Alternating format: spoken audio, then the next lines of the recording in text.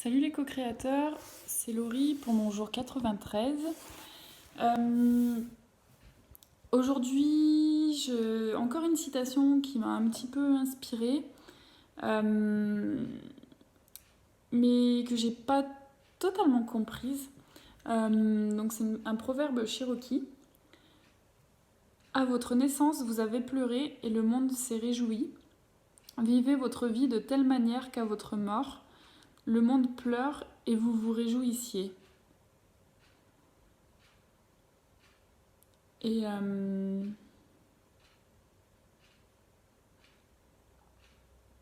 ok, et ben voilà, de le relire plus doucement et tranquillement avec vous, j'ai compris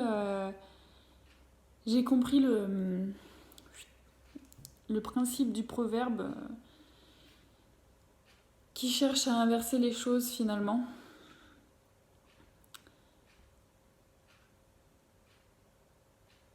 Voilà, je sais pas s'il y a besoin que... C'est très silencieux ma vidéo hein, aujourd'hui. Je sais pas s'il y a besoin que je vous la relise. Donc à votre naissance, vous avez pleuré et le monde s'est réjoui. Vivez votre vie de telle manière qu'à votre mort, le monde pleure et vous vous réjouissiez. Donc en gros, le monde pleure parce que vous allez lui manquer ou parce que votre absence va créer de la tristesse et que vous vous réjouissiez tout simplement parce que vous n'avez aucun regret dans votre vie et que vous avez fait tout ce que vous vouliez faire. Voilà. En fait, j'avais pas compris pourquoi fallait qu'on se réjouisse. J'ai cru que c'était parce que le monde pleurait. Alors si, quelque part, on peut s'en réjouir que le monde pleure parce que ça veut dire qu'on était une bonne personne, mais quelque part aussi c'est dérangeant de faire de la peine aux autres. C'est pour ça que ça me dérangeait un petit peu cette phrase. Voilà, donc du coup, mon intention aujourd'hui, c'était de me réjouir de chaque instant et de vivre en prenant un peu plus de risques, en pimentant un peu plus ma vie, justement pour me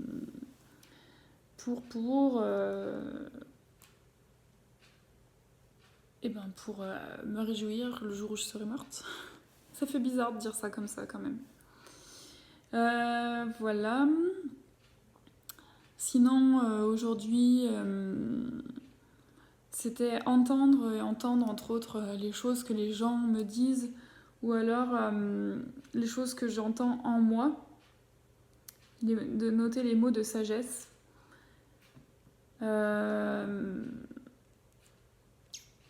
Donc, j'ai noté plusieurs choses, plutôt des gens de mon entourage, donc mes collègues et mon chéri. Donc, j'ai noté je t'aime, tu es belle, faut qu'on se voit bientôt et merci d'avoir bien réagi.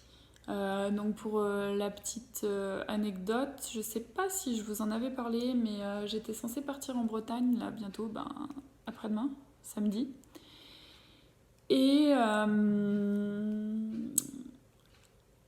en fait, je devais partir avec une collègue, copine, amie, Sophia, qui est une amie maintenant, mais qui est une collègue aussi.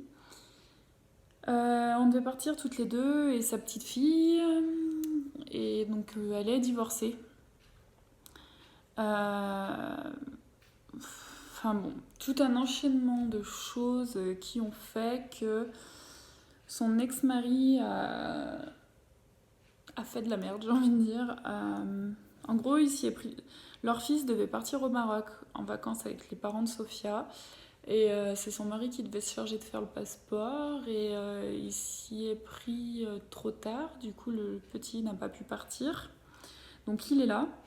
Et du coup, donc son mari le garde la première semaine des vacances là, qui est en train de s'écouler. Et Sophia devait le garder la deuxième semaine. Et nous, donc on devait partir de samedi là jusqu'à mercredi. Le transfert devait se faire le lundi, le transfert du gamin. Donc en plein milieu des vacances. Et du coup, pour la faire courte, en gros, ça aurait été super cool parce que donc l'ex de Sophia était en vacances à La Rochelle et nous en Bretagne, donc on aurait pu se faire la mi-distance pour se passer le gamin, on va dire ça comme ça. Et en gros, il a décidé de nous embêter et de pas nous arranger et du coup de dire non, c'est convenu que je dépose le gamin chez toi, je le déposerai chez toi. Donc, ce qui veut dire je le déposerai chez toi, donc à 700 bornes de là où on était en vacances. Bref, au final, on a décidé d'annuler les congés. Et je trouve ça fou. Alors bon, il lui a clairement dit que... Parce que c'est elle qui a décidé de rompre dans leur couple. Il lui a clairement dit que ça lui avait assez fait chier qu'elle décide d'arrêter leur histoire et que du coup, en échange, il allait bien la faire chier pour tout et n'importe quoi. Donc le message est clair, moi ça me dépasse complètement. Déjà à la base, je suis plutôt quelqu'un de... Alors je peux être rancunière, mais au pire ma rancune s'exprimera plutôt par le silence ou par l'absence, pas être présente auprès de la personne. Alors que là pour le coup c'est clairement des actes pour faire CHIER, je m'excuse, hein, je suis très vulgaire, mais bon. Et surtout c'est bien triste parce qu'à aucun moment il pense au gamin, quoi. Enfin, il pense qu'à lui et comment faire chier au travers du gamin. Enfin, ouais, non, ça me dérange. Je m'attendais pas à ça. Mais après, voilà, c'est la vie, c'est comme ça.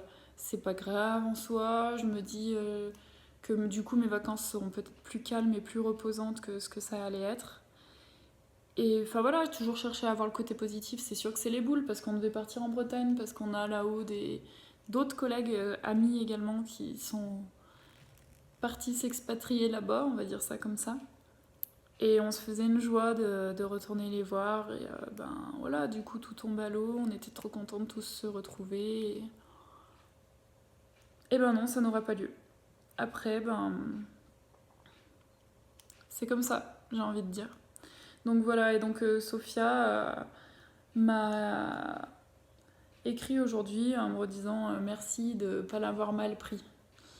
Et enfin, voilà, mais je veux dire, elle subit tellement la situation là que je vois pas en quoi je pourrais lui en vouloir à elle. J'avoue que sur le moment, j'en voulais à Manu, donc à son ex, plus pour pas pour le fait qu'il me bousillait à moi mes vacances, mais pour le fait que ça me dépassait son attitude et cette manière de faire. Après, j'imagine que ça doit être dans plein de couples séparés, ça doit être comme ça, œil pour œil, dent pour dent. Mais voilà, donc je dirais que là, ça a permis à ma sagesse, on va dire, de s'exercer et de réagir de manière saine et sereine et surtout pas rester bloqué là-dessus, de pas en vouloir à la vie, etc. Et puis bon, du coup, je me suis dit aussi que comme mon chéri pouvait pas venir vu qu'il a changé de boulot au mois de septembre dernier, donc il a pas encore de congé et du coup, ça ne sera que partie remise quand il aura des vacances. Donc voilà. Et sinon, ça m'a fait beaucoup de bien vos commentaires par rapport à un hypothétique voyage en Polynésie française. Ça m'a carrément motivée à me dire mais quoi, vas-y, fonce. Tu sais pas de quoi demain sera fait et profites-en. Après, je sais pas si je vous l'ai dit dans ma dernière vidéo, mais j'avais un peu peur que ça soit trop farniente et qu'au final, on s'ennuie en fait. Et donc là, ça y est, hier on a reçu le devis. Donc je suis contente parce qu'en gros, il est en dessous du budget qu'on lui avait annoncé. Mais il ne comprend pour l'instant aucune excursion sur place. Donc je pense que il va falloir pas mal rajouter de sous et il ne comprend pas non plus les assurances qu'on va prendre, bien sûr. Donc au final, il va peut-être quasiment falloir rajouter 1 000 € et au final, on sera dans le budget. Donc, on n'excède pas dans tous les cas le budget qu'on avait annoncé, même si bon, on aimerait tirer un peu et si on peut donner moins, tant qu'à faire, on donnera moins. Mais c'est une bonne nouvelle. Finalement, je vous disais, j'avais peur de savoir à combien on allait s'en tirer, etc. Et le budget est raisonnable par rapport à ce dont j'avais peur. À nous de voir du coup si on aura assez mis d'argent de côté d'ici là, mais je pense que oui. Je sais pas si je vous l'avais déjà expliqué, mais un jour en lisant un magazine Flow, je crois, ou Happiness Therapy, je sais plus, un des deux, il proposait en fait une idée pour aider à financer un voyage qui coûte assez cher, de financer sur le long terme, enfin de mettre de côté sur le long terme, par exemple sur un an en mettant 1 € la semaine 1, 2 € la semaine 2, 3 € la semaine 3. Donc au début c'est ce qu'on faisait, et puis donc ça fait un an. On a commencé le 1er janvier 2017, donc oui, ça fait bientôt 1 an et demi qu'on fait ça. Au début, on faisait 1 €, 2 €, 3 €. Mais en fait, c'est super chiant parce qu'il faut toujours avoir la monnaie. Donc du coup, on a calculé ce que ça représentait sur l'année. Et au final, ça faisait une moyenne de 20 et quelques euros, 26 € je crois, par semaine. Donc on a dit, tant pis, on arrondit au-dessus et on met 30 € par semaine. Donc voilà, ça fait depuis plus d'1 an qu'on met 30 € par semaine de côté, chacun. Donc à tous les deux, on met 60 € par semaine. Là, on a décidé à partir de cette semaine d'augmenter à 50 € par semaine, histoire de... d'être... parce que c'est très cher, la Polynésie française. Et voilà, donc même avec tout ça, il faudra qu'on prenne quand même sur nos économies, chacun de notre côté. Mais au moins, ça fait des moins gros montants à sortir, et puis que de toute façon, on n'aurait pas, sinon. Et comme on devait partir au mois de janvier là, 2018, qu'on n'est pas parti comme j'étais toujours en arrêt, du coup, normalement, ça sera au mois de septembre là, qui arrive. Donc, ça nous laisse d'autant plus le temps d'économiser, de mettre de côté. Voilà. Ça, on a pas mal accumulé des chèques vacances. On a quasiment 1000 € de chèques vacances. Ça faisait plusieurs étés là qu'on partait pas, que les chèques vacances y tombaient. Donc c'est cool. Au final, on aura quand même bien pas mal d'argent à sortir chacun de notre côté. Mais ça sera moins des montants exorbitants et surtout on a moins l'impression de se dépouiller complètement.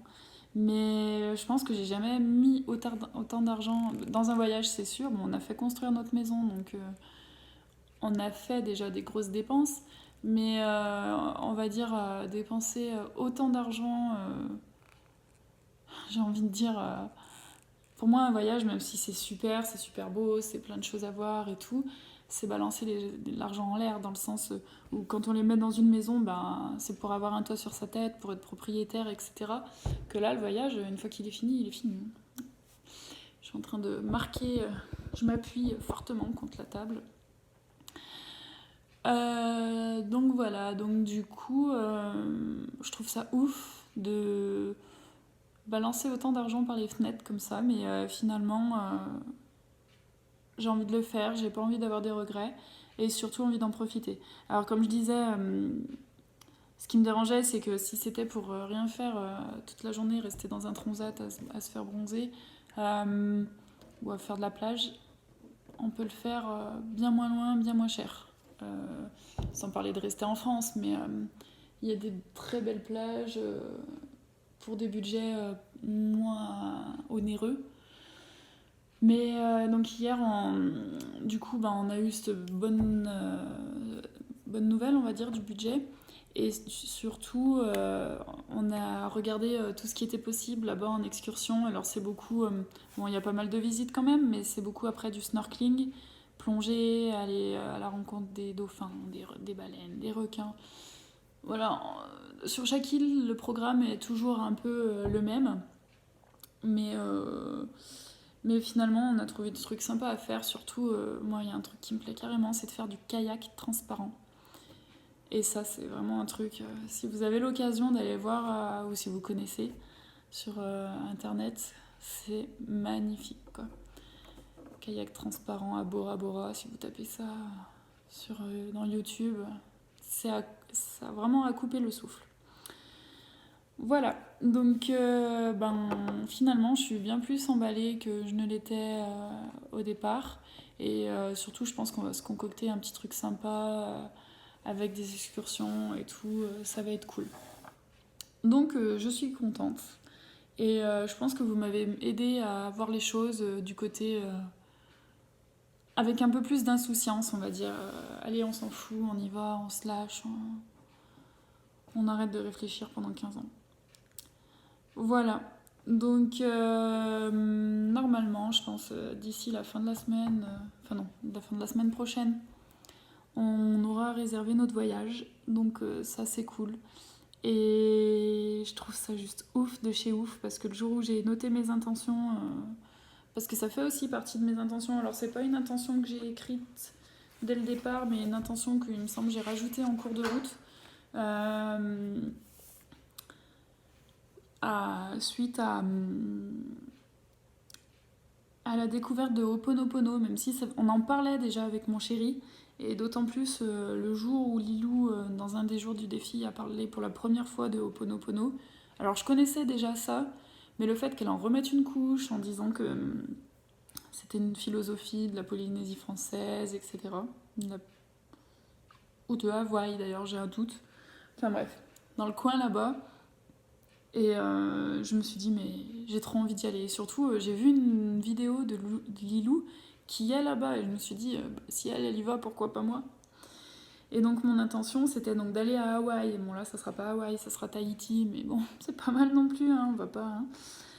Donc, alors là, je suis pas sûre de moi parce que j'avais mis sur l'île de Ho'oponopono parce qu'il me semble que dans l'exercice, elle avait cité l'île de Ho'oponopono, mais quand je cherche sur internet, alors j'avais cherché très vite fait une fois, j'ai pas trouvé l'île de Ho'oponopono, mais plus le fait que Ho'oponopono c'est un style de vie, une philosophie sur l'île. Donc, enfin sur les îles dans l'archipel. Donc à vérifier clairement. Bon, d'aller là-bas quand même. Et ça va être possible quoi. Et j'avais rajouté et de participer à une opération de nettoyage de l'océan ou de la plage, de l'environnement là-bas. Parce qu'en fait, ce qui m'avait énormément marqué, c'était le fait que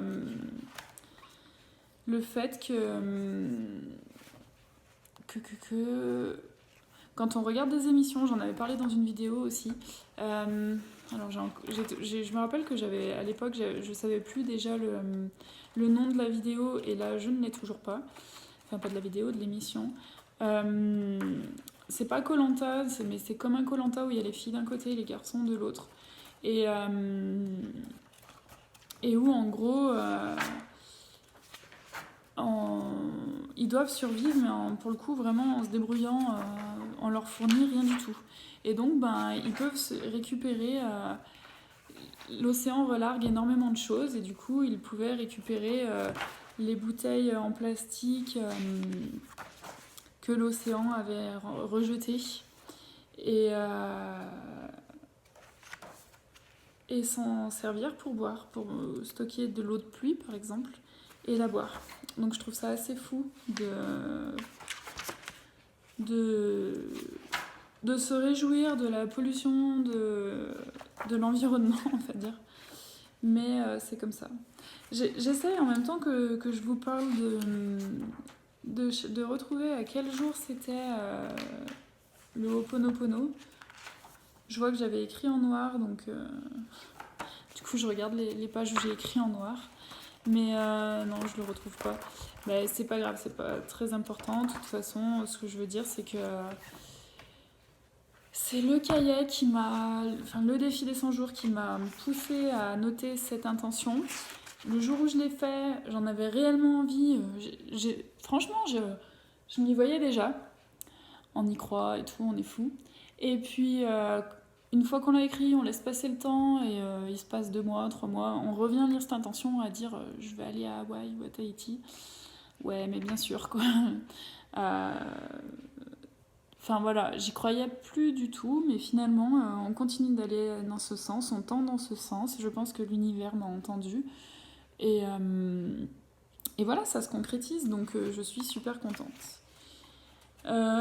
Sinon, bah, j'espère que vous allez bien et j'espère que vous aussi, vous avez plein de beaux projets. Ça me fait penser à Marlène qui, il y a au moins un mois en arrière, avait annoncé qu'elle avait un projet, sans en parler plus pour l'instant, et j'étais très très curieuse de savoir ce que c'était. Elle m'avait bien mis l'eau à la bouche. Et du coup, je me rends compte que je sais toujours pas. Alors, Marlène, entre autres, si tu regardes cette vidéo, j'espère que ton projet avance et que tu pourras bientôt nous en parler et nous raconter de quoi il s'agit. Et sinon, tous, de manière générale, je vous souhaite que vos projets se réalisent et qu'ils se concrétisent. Et surtout, je vous souhaite d'y croire et de ne pas lâcher l'affaire. Voilà. Merci à tous et bonne journée. À bientôt.